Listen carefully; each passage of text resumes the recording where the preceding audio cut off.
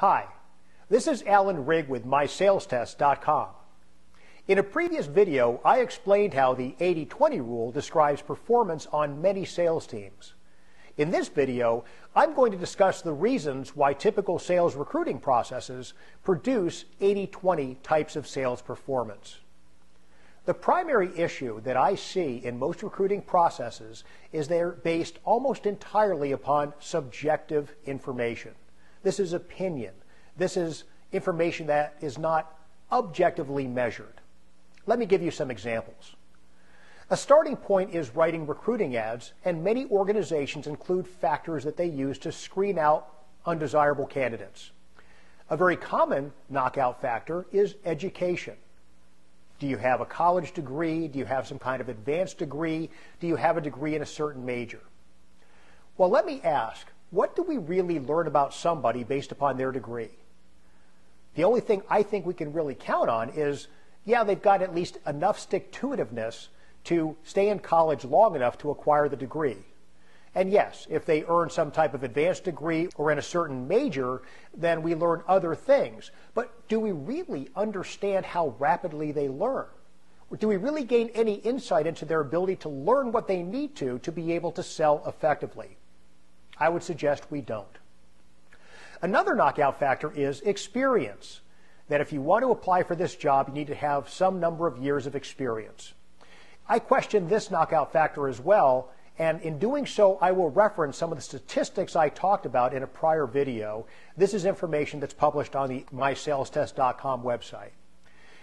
There was research done where assessment results for hundreds of thousands of salespeople were compared to actual results for several decades. And the conclusion the study authors reached was that 55% of salespeople shouldn't be in sales, and 20 to 25% are selling the wrong kind of product or service. Now, these are the experienced people we're talking about. 55% shouldn't be in sales. 20 to 25% are not a good match for selling your company's product or service. So once again, I question how valid experience is. Another challenge we have is resumes. Are resumes subjective or objective? How much more subjective can you get?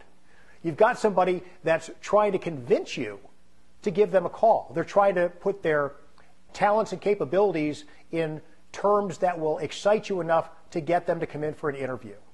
Meanwhile, as we read these things, we're making personal decisions based upon what we're reading. Completely subjective process. Another subjective process is interviewing. We ask questions. The candidates answer questions. Once again, their answers are tailored as much as they can to try to be what they think we want to hear.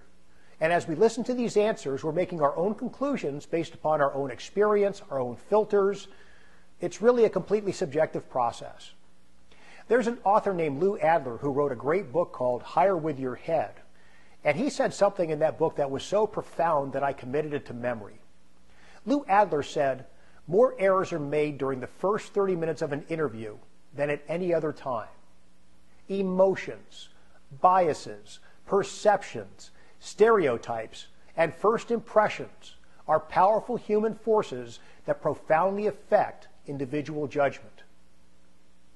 I don't know about you, but I've made a lot of mistakes in hiring over the years because I tried to hire people that I thought seemed to be like me. And unfortunately, even though first impressions said that was true, over time I learned it wasn't true. They were very different from me in terms of what motivated them and how they performed. That's the end of the subject matter for this video. In my next video, I'm going to discuss how to improve subjective information quality. I look forward to speaking with you again soon. Goodbye for now.